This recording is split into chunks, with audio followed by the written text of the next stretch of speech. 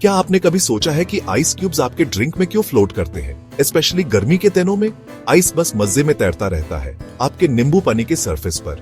वो कभी नीचे नहीं डूबता, है ना? ये देखने में एकदम क्यूरियस चीज। सोचो किसी स्ट्रीट वेंडर के बारे में, शायद कोई चाय वाला जो रिफ्रेशिंग ड्रिंक्स बेच रहा हो।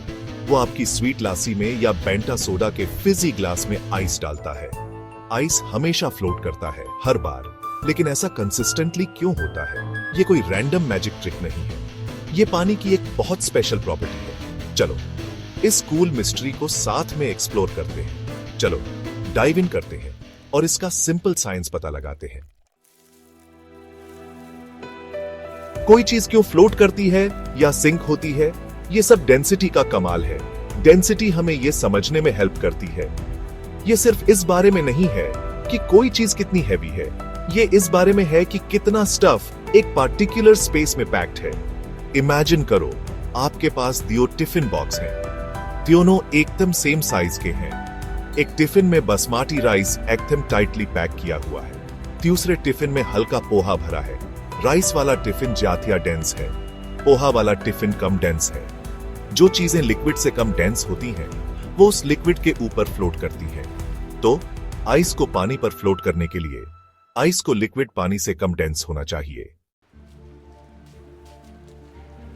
चलो पानी के छोटे पार्टिकल्स, जिन्हें वाटर मॉलिक्यूल्स कहते हैं, उनके बारे में बात करते हैं। लिक्विड पानी में ये मॉलिक्यूल्स काफी फ्रीली घूमते रहते हैं, जैसे कोई क्राउड हो एक दूसरे से टकराते और फिसलते हुए। वो एक दूसरे के काफी पास रहते हैं, लेकिन उनकी कोई फिक्स्ड पोजीशन नहीं होती। अब जब पानी फ्रीज होना शुरू होता है तो क्या होता है? जैसे जैसे टेम्परेचर नीचे जाता है, ये वाटर मॉलिक्यूल्स स्लो होने लगते हैं। उनमें इतनी तेजी से मूव करने की एनर्जी कम हो जाती है। जब वाटर मॉलिक्यूल्स फ्रीज होकर आइस बनाते हैं तो वो खुद को एक बहुत स्पेशल तरीके से अरेंज कर लेते हैं। वो एक ब्यूटीफुल ओपन हेक्सागोनल शेप बनाते हैं। इसे एक क्रिस्टल स्ट्रक्चर की तरह समझो। मॉलिक्यूल्स एक हनीकोम की तरह जुड़ जाते हैं, लेकिन उनके बीच में ज्यादा एम्प्टी स्पेस होता है। ये ओपन स्ट्रक्चर बहुत इंपॉर्टेंट है। इसका मतलब है कि उतने ही वाटर मॉलिक्यूल्स आइस बनने पर ज्यादा स्पेस लेते हैं। इसका मतलब है कि आइस अपने आसपास के लिक्विड पानी से कम डेंस होता है। तो आइस फ्लोट करता है, लेकिन क्या ये इंपॉर्टेंट है? हाँ, बहुत इंपॉर्टेंट। इमेजिन करो अगर आइस पानी से ज्यादा डेंस होता तो लेक्स, पॉन्ड्स और नदियां अलग तरह से फ्रीज होती। वो नीचे से ऊपर की तरफ फ्रीज होना शुरू हो जाते। ये लाइफ के लिए एक डिजास्टर होता, पानी में रहने वाले सभी प्लांट्स और एनिमल्स के लिए। जब सर्दियां आती हैं और टेम्परेचर गिरता है तो पानी के टॉप सरफेस पर आइस की एक लेयर बन जाती है। आइस की ये टॉप लेयर एक ब्लैंकेट की तरह काम करती है। ये नीचे के पानी को ऊपर की ठंडी हवा से प्रोटेक्ट करती है।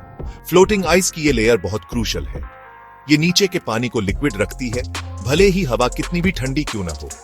फिश, एक्वाटिक प्लांट्स और छोटे छोटे ऑर्गेनिजम्स कड़कड़ाती ठंड में भी सर्वाइव कर पाते हैं। गैप 2s, ये सिंपल सी बात कि आइस फ्लोट करता है, अर्थ पर लाइफ के लिए बहुत इसेंशियल है। क्या आपने कभी आइसबर्ग्स की पिक्चर्स देखी हैं? ओशन में आइस के वो बड़े बड़े पहाड़। जब आप किसी आइसबर्ग को फ्लोट करते हुए देखते हैं तो आप उसका सिर्फ एक छोटा सा हिस्सा देख रहे होते हैं। करीब 10% पानी के ऊपर होता है, बाकी 90% समंदर के सरफेस के नीचे छुपा होता है। ये टिप ऑफ द आइसबर्ग वाली बात आइस की डेंसिटी का ही डायरेक्ट रिजल्ट है। आइस सी वाटर से कम डेंस होता है, लेकिन सिर्फ थोड़ा सा ही कम डेंस।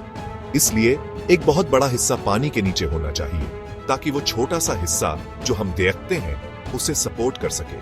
आइस फ्लोट करता है क्योंकि वो स्पेशल है। जब पानी फ्रीज होता है तो वो थोड़ा फैलता है, एक्सपैंड होता है, वो ज्यादा स्पेस लेता है। इससे वो हल्का या कहो लेस डेंस हो जाता है। अगली बार जब आप आइस को फ्लोट करते हुए देखें तो नेचर के इस क्लेवर और सिंपल डिजाइन को याद रखना।